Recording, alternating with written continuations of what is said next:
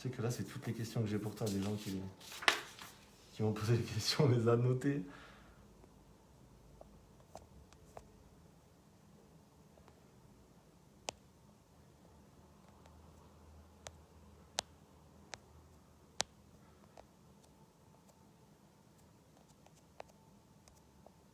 Allez, hop. Ouais, excusez-moi, petit bug, ça a planté, on m'a appelé. Donc du coup, on disait quoi?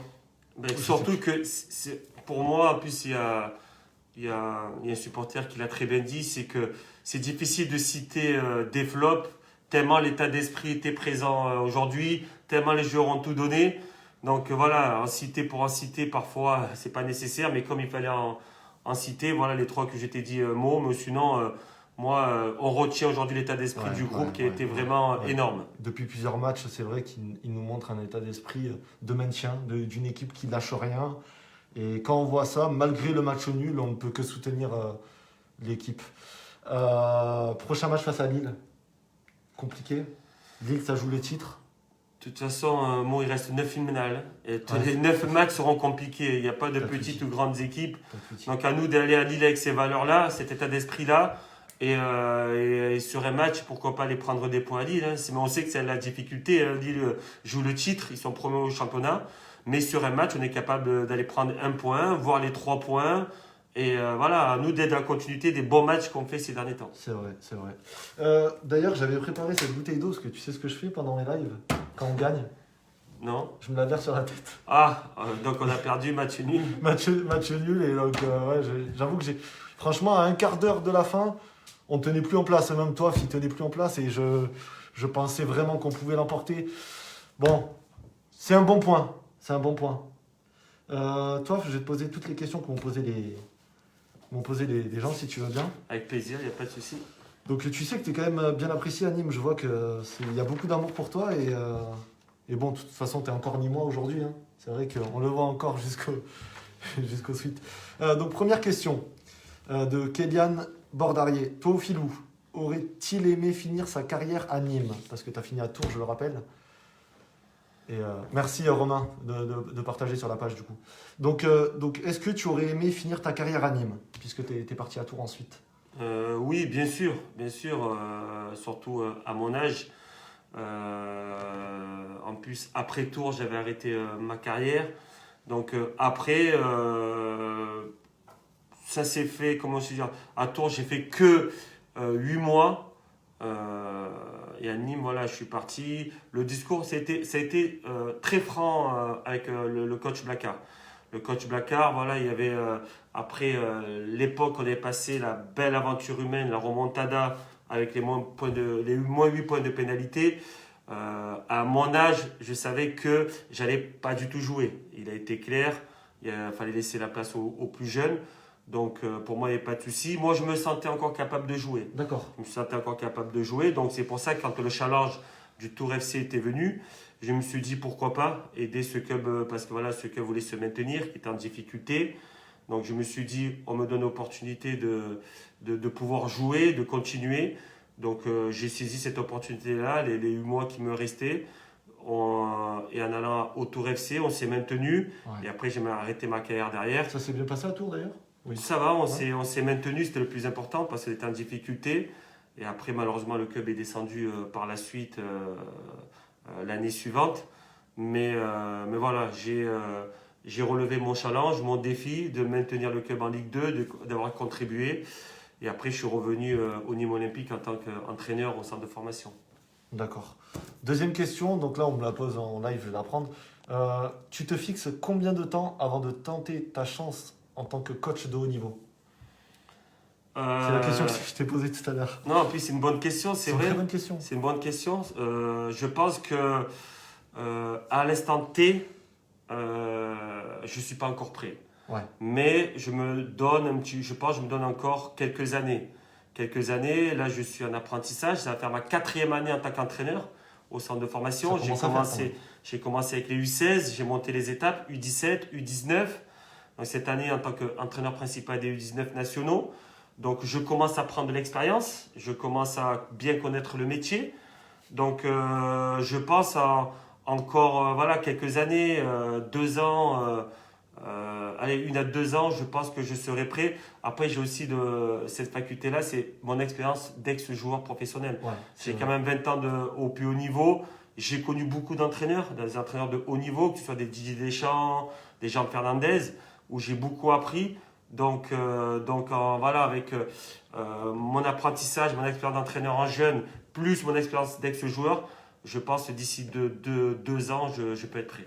C'est bien parce que c'est vrai que tu prends du recul et tu te dis pas non, je suis prêt de suite. Enfin, tu sais tu sais ce qu'il te faut à toi, en fait. C'est très bien. C'est très bien parce que c'est vrai qu'il y a des coachs qui peuvent te dire oui, moi je suis prêt aujourd'hui.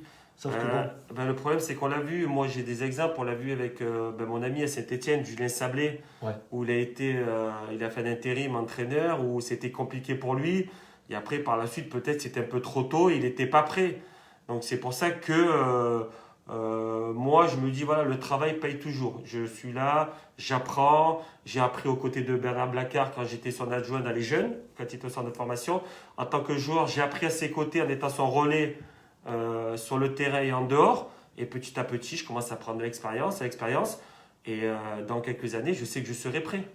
d'accord. C'est tout le mal que je peux te souhaiter. Troisième question du coup. Bakar Ali qui me dit quelles sont les sources de motivation pour devenir footballeur professionnel. Comment se faire inviter pour effectuer des tests au sein des clubs pro?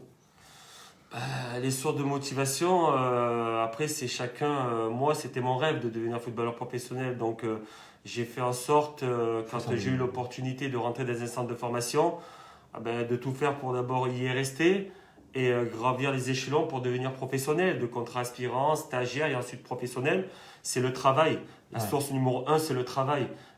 Sans le travail paye toujours. Sans le travail, on n'a rien sans rien dans la vie. bien sûr. Donc tout passe par le travail.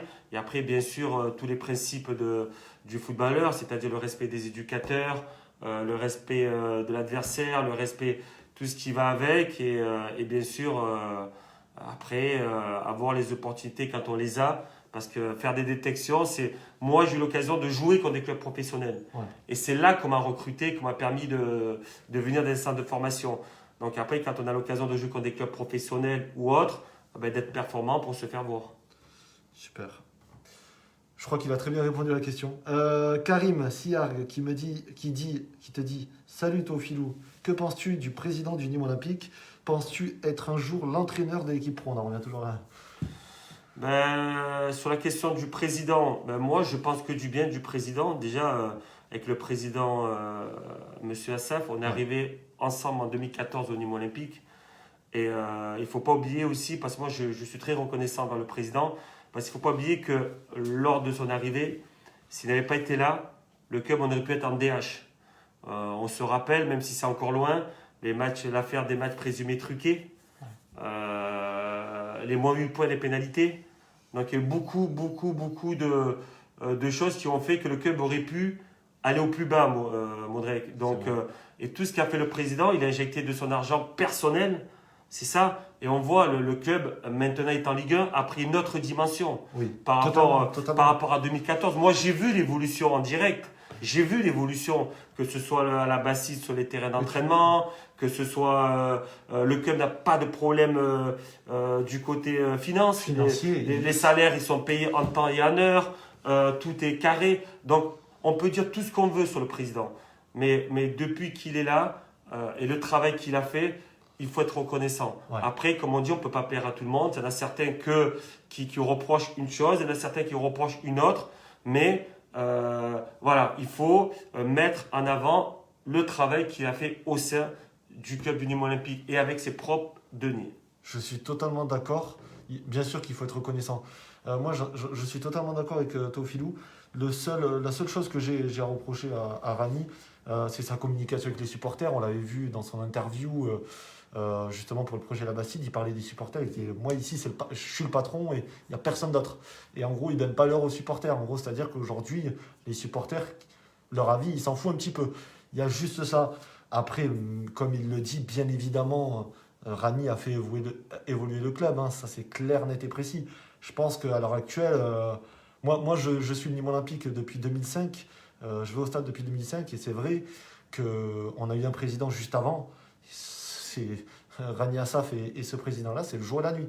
Donc non, la preuve, on évolue, on était en Ligue 2, aujourd'hui on est en Ligue 1, on recrute maintenant internationalement, c'est-à-dire qu'on prend Koubas, on a des joueurs de qualité, des Ferrat aujourd'hui. Eliasson, aujourd'hui quand tu vois Ferrat sur 100 matchs ou même sur toute sa saison, tu te dis mais on l'a au Nîmes Olympique, c'est un énorme joueur. Et tout ça aussi, c'est en partie grâce au président, qu'on le veuille ou non. Donc voilà, moi je pense que c'est l'homme de la situation aujourd'hui. Et va falloir continuer petit à petit. En parlant de l'évolution, est-ce que tu voyais le club en Ligue 1 un jour quand tu es arrivé? Tiens, la saison des -8 justement. Est-ce que tu nous voyais en Ligue 1? Ben, moi, j'ai toujours dit que le Nîmes Olympique, sa place est en Ligue 1. Voilà, excusez-moi de parler vulgairement, mais à Nîmes, la ville, ça pue le football. C'est les clubs. Il y a des clubs comme ça en France, il y a cette ferveur, cette passion. Des clubs comme Lens, comme Marseille, cette ferveur, cette passion autour d'un club. Et on le voit au Nîmes Olympique. Et moi, je le vois. Et quand je suis arrivé dans ce club-là, j'ai dit, ce club-là, j'espère de tout cœur qu'il retrouvera la Ligue 1 le plus vite possible. Ouais. Parce que ce public-là, ces supporters-là, cette passion qui est autour de la ville, mérite d'être en Ligue 1. C'est vrai. C'est vrai. Et c'est pour ça. Et c'est arrivé plus tôt que prévu. Parce que je ne sais pas si une personne aurait mis 1 euro que le club en 2018 soit en Ligue 1. Mais on l'a vu, tout l'engouement que ça a mené. Le stade plein, 10 000 abonnés, c'était énorme. C'est énorme. De toute façon, sans parler de Ligue 1, toi, tu te rappelles toi-même, tu étais là justement, et toi qui as cet amour pour le club, on l'avait vu au rassemblement aux arènes, quand il fallait sauver le club. Tu as vu le monde qu'il y avait quand même.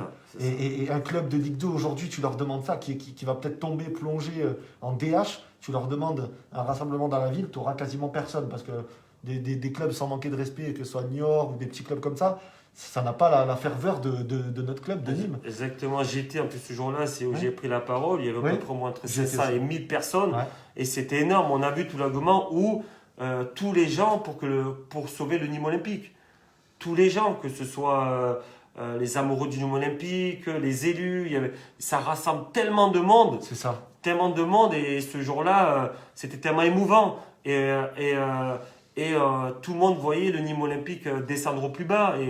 Et sur le terrain, on a tout fait pour sauver ce club-là. C'est pour ça que depuis, voilà, comme on dit, impossible n'est pas ni moi. Exactement. Ensuite, ton plus beau souvenir avec Bastia, Toussaint Agnésini. Donc c'est un Corse forcément qui te demande ton plus beau souvenir avec Bastia. Je salue les Corses et notamment les Bassais. À Bastia, j'ai eu que des bons souvenirs, mais je pense que mon plus beau souvenir, ça reste quand même le titre de champion de Ligue 2, la montée en Ligue 1. Quelle aventure humaine, c'était une aventure humaine exceptionnelle, où le mélange de joueurs anciens et de jeunes avec les cadres corses comme Cahuzac, Tchoni, c'était une aventure extraordinaire, et faire revenir ce club historique en Ligue 1, c'était magique. Toute l'île, toute la Bastia était bleue. Et je me rappelle l'engouement, la fête qui a suivi cette montée. C'était extraordinaire. Et pour moi, c'est mon plus beau souvenir. Ok. J'ai jamais fait un déplacement en Corse d'ailleurs. J'ai fait des déplacements dans toute la France. Mais la Corse, c'est vrai que tous les supporters qui m'en parlent, c'est à faire. C'est à faire. C'est vraiment quelque chose à faire. Donc Kevinho qui te demande qu'est-ce que ça fait d'être capitaine d'une équipe qui commence avec un championnat avec -8 points. Je ne souhaite à aucun joueur de vivre ça déjà, parce que je peux vous dire, quand on regarde le classement début de championnat, on voit déjà dernier -8. Et cette année-là, je me souviens, à la trêve en décembre, on avait -11. Donc là, c'est encore pire. Donc on était la personne qui aurait mis 1 euro sur nous de se maintenir, on l'aurait dit c'est un fou.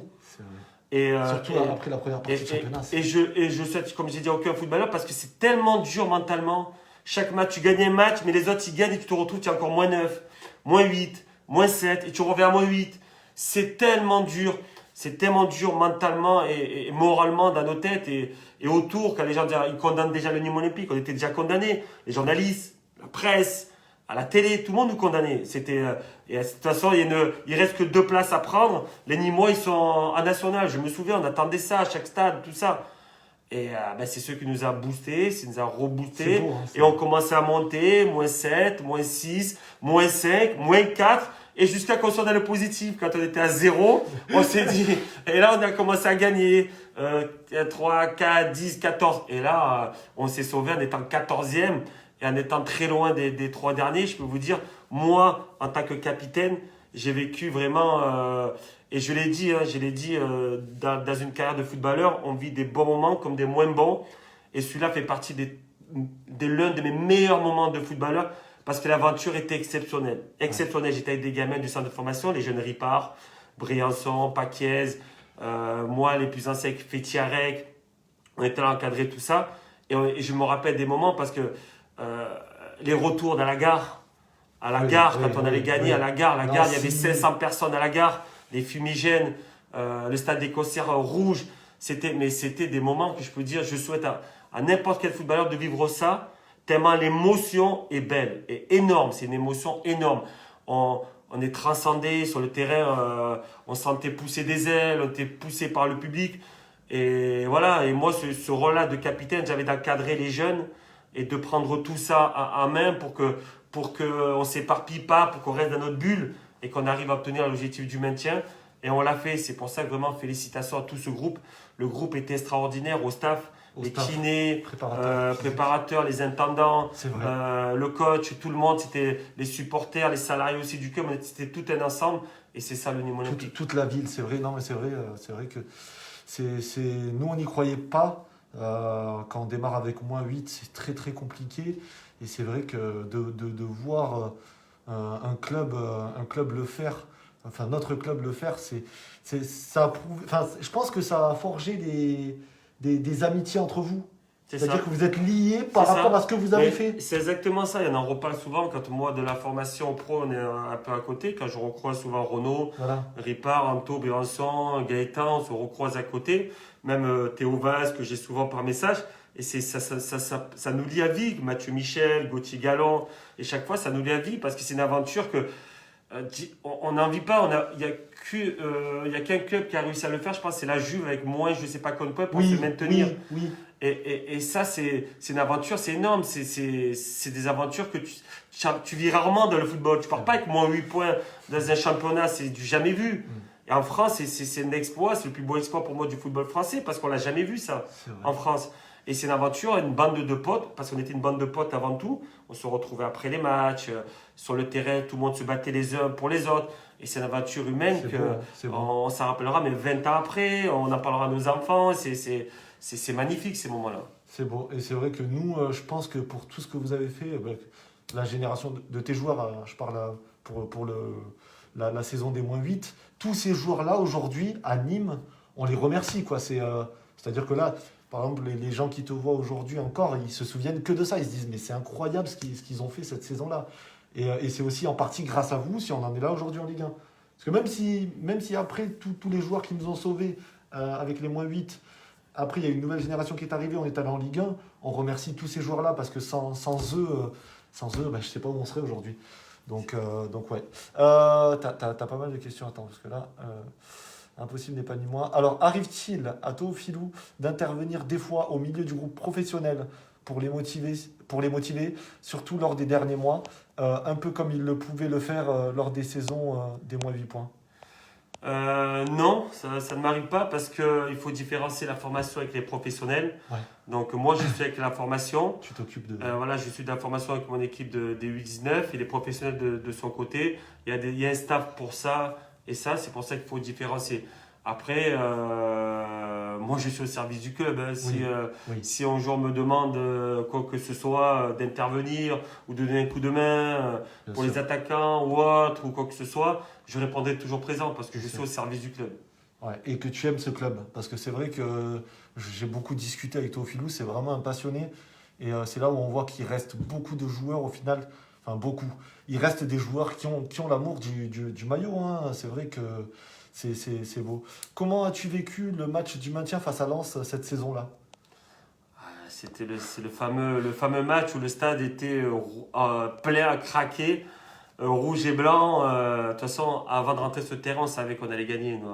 Le public, les concerts remplis, tout l'engouement, la ferveur qu'il y avait, les fumigènes. On savait qu'on se devait, déjà nous, on se devait de faire un grand match et de rendre tout ce que le public nous avait donné. Parce qu'il faut bien le dire aussi, nous sommes les acteurs, mais pour moi, le 12e homme, il existe vraiment. Voilà. Parce qu'il existe vraiment dans un match, quand on a le public qui te pousse, tu es fatigué, tu commences à avoir des crampes, et qui te pousse à pas lâcher, tu vas tacler, tu vas, et le public qui te pousse. Et cette année-là, au moins 8 points, je me souviens des matchs où ils étaient derrière nous, ils nous lâchaient pas, même nous accueillir à la gare quand on gagnait. C'est des moments qui te donnent envie encore de donner plus. Tu te dis dans ces moments-là que quand même les supporters, c'est une deuxième famille, parce qu'ils sont toujours là pour toi. Que ce soit à domicile, extérieur, c'est vrai, tu te dis en fait ils nous aiment quoi, ils nous portent. Il faut être reconnaissant. Un footballeur qui n'est pas reconnaissant envers ses supporters, pour moi, c'est pas un footballeur, parce que sans eux, qu'est-ce qu'on serait? Parce qu'on le voit dans les stades de ville comment c'est difficile, c'est très difficile. Et quand on a les supporters avec nous à l'extérieur, à domicile, ça nous transcende. Et moi, ce match, en parlant de ce match contre Lens, tu avais 15 000, le stade était rouge et blanc, il y avait un tifo magnifique. Et le résultat derrière, on gagne Lens 4-1 quoi. Ouais, c'est clair. Je vais répondre à Marc, ce qui m'envoie. Mais ça, je vais finir avec ces questions parce qu'après, sinon, on va y passer la nuit. Est-ce qu'il t'arrive de donner des avis ou conseils éventuels sur les recrues? Pareil pour les joueurs transférés, il a dit que non, il n'intervenait pas dans le groupe pro. Nous, c'est surtout la formation. Moi, c'est la formation. Voilà, donc pour l'instant, il s'occupe de la formation. Et peut-être un jour, qui sait, hein, ça peut vite arriver, le groupe pro. Et moi, je l'espère, j'avoue que. Comme beaucoup ici d'ailleurs. Du coup, Sofiane Chassagne qui te demande est-ce qu'entraîner l'équipe pro est dans un coin de ta tête? Bah oui, forcément. Ben moi, je veux dire une chose, c'est que j'avais un rêve quand j'étais enfant, c'était de devenir joueur professionnel. J'en ai un autre en tant qu'adulte, c'est d'être entraîneur professionnel. C'est un rêve pour moi d'être entraîneur professionnel. Et je vais, par le travail, faire le maximum pour arriver. Comme j'ai pu faire en tant que footballeur professionnel, par le travail, j'ai tout fait pour réaliser mon rêve. Et je ferai tout pour réaliser mon rêve d'entraîner un jour une équipe professionnelle. Parce que voilà, j'ai cet amour du métier. Oui. C'est ma passion, le football, coacher, guider, transmettre. Et comme on dit dans la vie, quand on donne, on reçoit toujours en retour. Et moi, c'est donner, c'est recevoir. Et j'ai vraiment envie, c'est un de mes rêves, d'entraîner une équipe professionnelle. Mathieu Martinez qui nous dit quelle est son envie d'évolution. Je pense que tu l'as évoqué, donc c'est-à-dire devenir entraîneur.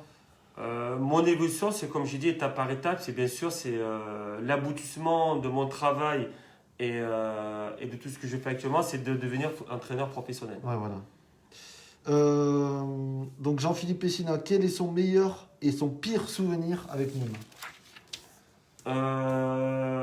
Mon meilleur souvenir, je pense que c'est ce maintien historique. Hein. Forcément. Ce maintien historique, c'est vraiment mon meilleur souvenir parce que je pense qu'il restera gravé et je pense que c'est écrit, c'est aggravé aussi dans l'histoire du club. Je crois que ce maintien, c'est le plus grand espoir, je pense, du club et ça sera gravé dans le club et pour nous les joueurs qui avons contribué à ce maintien historique. Après, je pense que mon pire souvenir, je me souviens, c'est mon pénalty raté contre le PFC. J'avais raté un pénalty contre le PFC. À la maison? Ouais, à domicile, où on devait gagner, on fait match nul, et c'était si ce pénalty peut-être aurait contribué à la victoire. Et j'ai raté, malheureusement, on n'a pris qu'un point. Donc j'étais remplaçant ce jour-là, je venais de rentrer. Et malheureusement, le gardien du PFC fait un bel arrêt. Je pense que c'est mon pire souvenir. Mais sinon, je n'ai pas eu de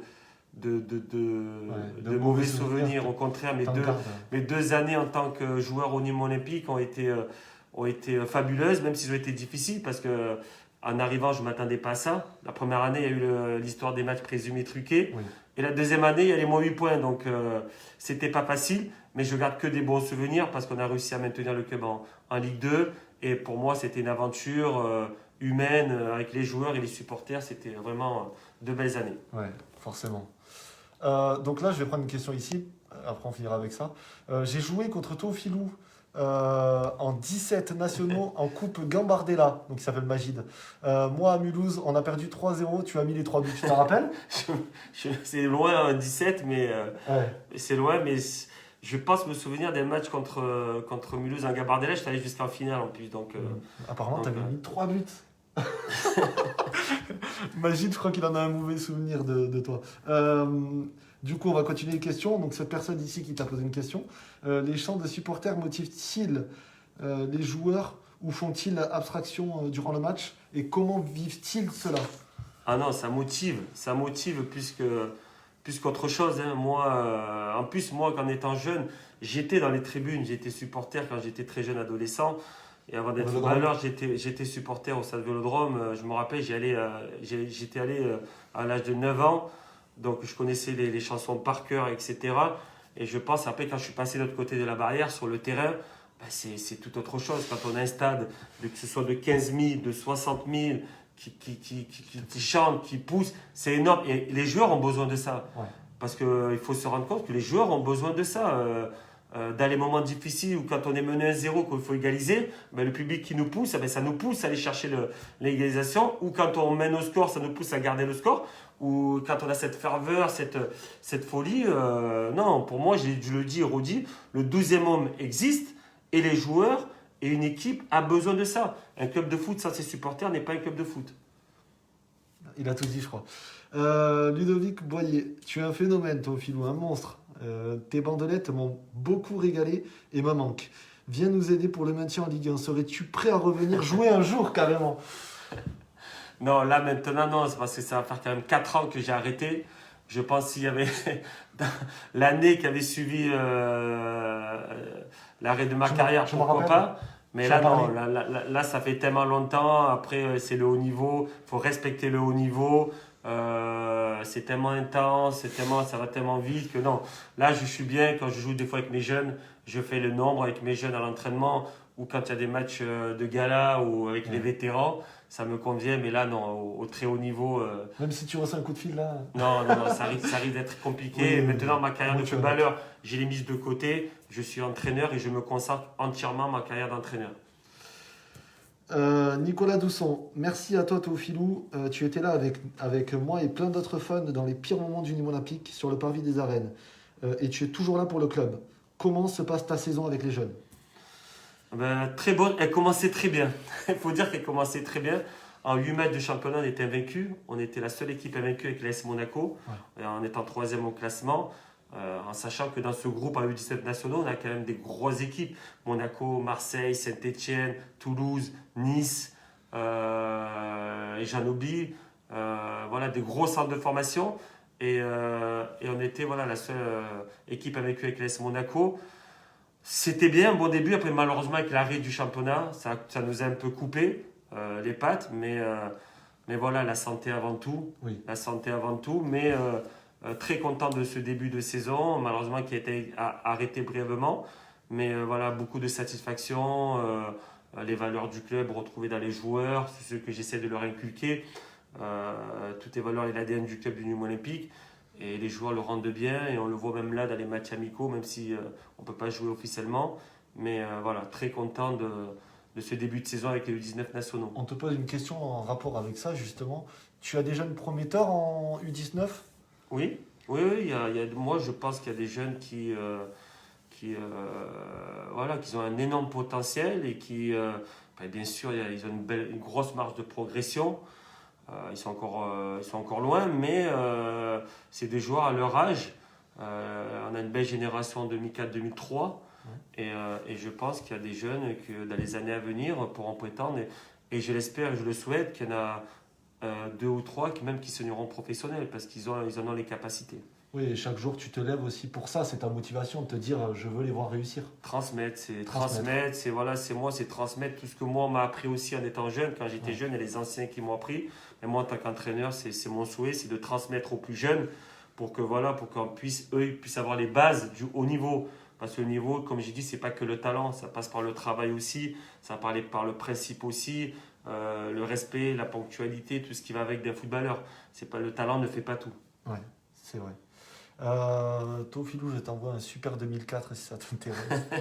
Ah, s'il est bon et que. C'est l'homme qui a joué contre toi en Gambardella qui te dit ça. Euh, alors, on va remonter. On en a une dernière là. Est-ce que tu t'es déjà surpris à fredonner des chants sur le terrain? Oui. Ouais, c'est vrai? Ah oui. Ah oui, ça m'est arrivé. Hein. Ça m'est arrivé. Après, à un moment donné, il y a des chansons qu'on aime bien. Hein. Mais c'est vrai. À Nîmes aussi? C'est véridique. Oui, au Cosia, c'est véridique. Laquelle par exemple? Mais parce qu'il y a Sur des la chansons. Non, mais il y a des chansons qui restent parce qu'il y a le chant, le son qui est bien et parfois ça reste, Ouais. ça reste dans la tête. C'est incroyable. Et ça arrive, hein, ça arrive. Au Cosia, moi je me souviens des chansons que j'aimais bien. Ouais. Ouais. Tu en as une en particulier que tu peux nous sortir Oh, là? il y en a- Après, c'est laquelle que j'aimais bien, euh, c'est laquelle? Animao. Non. Tu avais Depuis 91 à tes côtés, tu te rappelles ça là? Depuis 91? Mais il y en a à tes une côtés. où vous la chantez longuement. Elle est. Si vous pouvez m'aider. Vous la chantez longuement, c'est une chanson comment il s'appelle? Putain, sur une air, je vais m'en ressouvenir peut-être après, mais. Non, non, elle est plus mélodie. Tu sais, on en a tellement. D'accord. Je vais peut-être m'en souvenir après, mais il y en a une où plus mélodie, qui fait plus mélodie, et celle-là, je l'aimais bien. Dernière question. Salut, Jérôme Criki, salut Théophilou, te vois-tu entraîner le Nîmes Olympique un jour et si tu en as la possibilité? Voilà, bon, tu vois que. Me vois-tu? Déjà, c'est pas moi qui décide, premièrement. Après, je veux dire, j'ai été footballeur pendant 2 années au Nîmes Olympique. J'étais joueur, j'ai porté le maillot en tant que joueur. Je suis actuellement entraîneur au centre de formation. Donc, si un jour, déjà, je réalise mon rêve d'entraîner une équipe professionnelle et de surcroît le Nîmes Olympique, ça serait une fierté pour moi. J'ai porté le maillot en tant que joueur, en tant qu'entraîneur au centre de formation. Si un jour j'ai l'opportunité d'entraîner l'équipe première, ça serait déjà un honneur et une fierté. Après, ça c'est encore loin. J'ai du travail. Il y a du travail. Comme j'ai toujours dit, seul le travail paye. Ah, le travail. Donc seul le travail paye. Et si un jour ça doit se faire, c'est que c'est le destin. Et je donnerai toujours le maximum quand j'ai toujours donné en tant que joueur ou en tant qu'entraîneur. Ouais, tu as toujours donné ta personne, c'est vrai que tu as toujours fait les choses, quoi qu'on en dise, il faut donner le maximum, et comme tu l'as fait ou comme beaucoup le font aujourd'hui dans le football, de toute façon, comme tu as dit, il n'y a pas de secret, si tu veux réussir, c'est par le travail. Voilà, si tu as un petit mot à dire aux supporters nîmois, là, maintenant, non. Aux supporters, d'abord leur dire, moi je tenais, je l'avais déjà fait sur mes bandelettes, déjà c'est les remercier de leur soutien, parce que j'ai toujours été soutenu les 2 années en tant que footballeur, quand j'ai porté le maillot du Nîmes Olympique, j'ai toujours été soutenu dans les bons comme dans les moins bons, Ouais. parce qu'il y a des périodes où j'étais remplaçant ou autre, mais j'ai toujours eu le soutien des supporters. Et ça m'a toujours fait chaud au cœur. Donc voilà, les remercier pour tout leur soutien. Et même après ma carrière de footballeur, je reçois encore énormément de messages de soutien de la part des supporters nîmois. Et ça me vient vraiment droit au cœur parce que des fois j'ai arrêté quand même en 2017, ça fait déjà 4 ans. Mais voilà, on n'oublie pas, il y a toujours un mot gentil. C'est ça. Et ça, voilà, je sais être reconnaissant. C'est pour ça que voilà, je veux vraiment le remercier parce qu'ils m'ont toujours soutenu. Et ça, pour moi, c'est important parce que quand on arrive dans un club, un joueur il doit s'adapter au club, aux supporters, à tout ce qui passe, à l'environnement. Ce n'est pas au club ni aux supporters de s'adapter aux joueurs, c'est à nous de s'adapter. Et moi, quand je suis arrivé à Nîmes, j'ai fait le maximum pour m'adapter. Comme je vous ai dit, ce n'était pas facile parce qu'on a eu tous les histoires, etc. Mais j'ai donné le maximum que j'ai pu sur le terrain. Je me suis arraché. Je savais que les valeurs du club, c'était la grinta, la combativité. J'ai tout donné sur le terrain pour être au mieux et le plus performant possible et leur rendre tout ce qu'ils nous ont donné aussi. D'accord, tu as encore des gens, j'imagine, à Nîmes qui t'arrêtent dans la rue, qui te demandent une Oui, photo, un petit message gentil, ouais, forcément. Oui, et ça fait toujours plaisir. Ça fait toujours plaisir. Ça veut dire que j'ai laissé une bonne image et qu'ils ont été satisfaits de ce que j'ai fait sur le terrain. Et c'est toujours plaisant, c'est toujours valorisant, c'est toujours plaisant. Et ça fait plaisir parce que le Nîmes Olympique, les supporters, c'est un public connaisseur de football. Oui, c'est vrai. Tu peux pas tricher à Nîmes. Si tu triches, ils le voient de suite et tu es pris en grippe. Donc si il y a autant de reconnaissance, c'est qu'ils ont vu que j'ai tout donné, que j'ai pas triché et que j'ai fait le maximum pour les couleurs nîmoises. Pourtant, j'ai porté plein d'autres couleurs avant, mais quand je joue pour un club, quand je défends les couleurs d'un club, je donne toujours le maximum. En tout cas, en parlant de ça, justement, des supporters, je voudrais adresser un mot quand même à beaucoup de pages fans de Nîmes qui donnent quand même de leur temps tous les jours, des actualités qui ne sont pas rémunérées, hein, ils font ça parce que pour l'amour du club. J'aimerais remercier quand même toutes ces pages en plus qui me partagent Planète Nîmes Olympique, Soutien Nîmes Olympique, Le 11 de Nîmes, Nîmes Mediasport, Fleck. Tous ces gens-là, c'est vrai qu'on est une vraie famille et c'est vrai que pour le club, en fait, on ne compte pas pour plein de choses, pour publier sur le club, nos déplacements aussi et tout ce qu'on fait pour le club. En fait, c'est vrai on fait ça par passion. On fait ça par passion. Même là, aujourd'hui, j'invite Théophilou, il vient naturellement par passion. Pareil, lui aussi, hein, de son côté, c'est parce il aime le Nîmes Olympique. Même si à la mi-temps, il m'a avoué qu'il était pour Montpellier. Non, mais voilà, en tout cas, je tiens à te remercier très sincèrement. Franchement, tu me fais l'honneur de venir aujourd'hui chez moi. J'espère t'avoir bien reçu et tu reviens quand tu veux, la porte est ouverte. Hein. Merci à toi pour l'accueil. Et comme tu l'as dit, voilà, félicitations aussi à tous les autres groupes de supporters Les groupes de supporters aussi, Gladiator, Nemosus. Qui sont derrière les supporters, que même les groupes dans les réseaux sociaux. Le club a besoin de soutien, les joueurs ont besoin de soutien. Et quand on défend un club, on défend tous ensemble. On ne peut pas être d'accord sur tout, mais on défend le club, on défend les mêmes couleurs et faisons le mieux possible. Ouais, c'est vrai, hein, pareil, là je parlais des réseaux avec les pages hein, Facebook qui donnent des informations, mais c'est vrai, comme il le dit, les groupes de supporters à Nîmes, que ce soit les Gladiators Nîmes ou encore les Nemosis 2013, je crois que tu connais Cyril Roux en plus, ces personnes-là qui donnent de leur temps ce matin, encore une fois, pour le tifo qu'on a vu à la télé, elles se sont levées à 6h du matin et à 7h ils étaient au stade un dimanche hein, pour ça, donc franchement bravo, c'est comme ça, on aime le club, quand on aime, on ne compte pas, et voilà, et on continue. Aujourd'hui, il faut pousser les joueurs vers le maintien. Je sais pas, j'ai pas vu le score encore de Lorient, je sais pas si Lorient joue à 15h. Ils jouent, là, ils sont en train de jouer, je pense qu'il y a un match nul. Je sais que le Lens mène 2-1 déjà. Donc voilà, en tout cas, merci vraiment. On est une vraie famille, Nîmes Olympique, c'est une vraie famille, et c'est pas que les supporters, c'est aussi les joueurs, les anciens joueurs, on le voit aujourd'hui. Et voilà, en tout cas, je tenais à vous remercier. Je vous dis à bientôt. Le prochain débrief, c'est Lille. Je devais avoir Jean-Jacques Mandriki. Malheureusement, il habite pas à Nîmes. Donc, on va voir, on va se débrouiller. Peut-être en visio, je sais pas. En tout cas, toi, encore merci. Seul, on va plus vite. Ensemble, on va plus loin. Voilà. Impossible n'est pas Nîmes. Je vous dis à bientôt. Et puis allez, Nîmes, surtout.